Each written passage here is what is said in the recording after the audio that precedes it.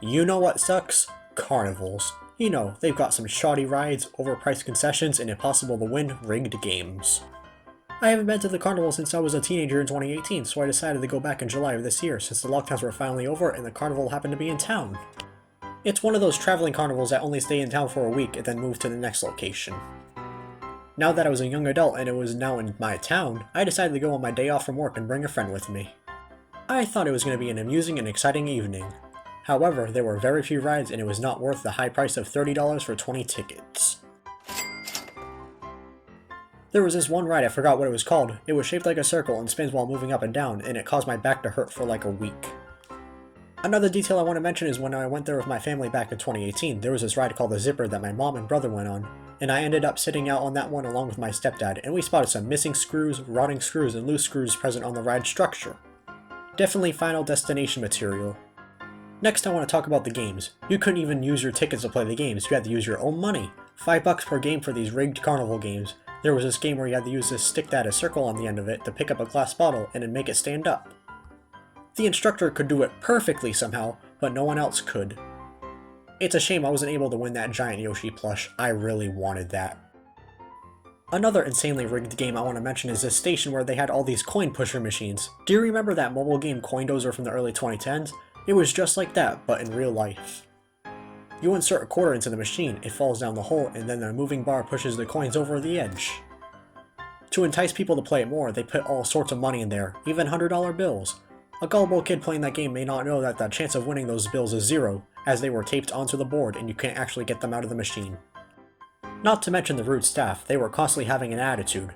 If I acted how they were acting and treating their guests at my workplace, I would have gotten fired. One guy had an attitude because I wanted to pay for food using a debit card, which they do accept. Most of the attractions at the carnival only took cash, but certain food stands took cards. Also, another worker got upset when I accidentally walked up the stairs to a ride when it wasn't my turn yet, and they did this weird one-at-a-time practice for getting everyone ready to strap onto the ride. They also look like freaks straight out of Portland, Oregon. I don't want to go into much detail about their appearance because people these days are way too sensitive and I don't want to get cancelled this early on into my YouTube channel. However, you can definitely tell they did not make it past kindergarten, and this is why they work at a shitty rundown fair. Despite the disappointment, I still made the best of it and had a fun evening with my friend. The last thing we did was go on the Ferris wheel and we saw a small view of the surrounding area before we decided to go home. Finally, I want to talk about the food. It was insanely overpriced. Hell, it even made the inflated grocery store prices seem reasonable. We're talking about $5 for a small lemonade, $7 for an ice cream cone, $22 for a small box of chicken tenders and fries, and bottles of water being sold for $4 a pop. I think that is messed up. Summer events like carnivals, concerts, and conventions are places where the risk of dehydration is much greater and there needs to be easy access to drinking water. The worst is when I decided to pay $7 for a vanilla milkshake and it ended up just being plain milk mixed with vanilla extract and cream. I drank half of it and then threw the rest away. That was the most expensive and worst milkshake I had in my life.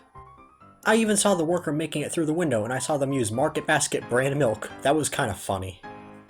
My friend ended up buying a bag of cotton candy that cost $10. That is just way too much. That place is so goddamn cheap that it would make Mr. Krabs jealous. After that experience, I realized why people hate the fair so much. It's an entertainment trap for locals and it's a huge scam. You are better off driving halfway across the state to go to a reputable theme park or water park instead. Still pricey, but slightly cheaper and actually worth your money, with much more rides and safer standards. And that is why carnivals suck.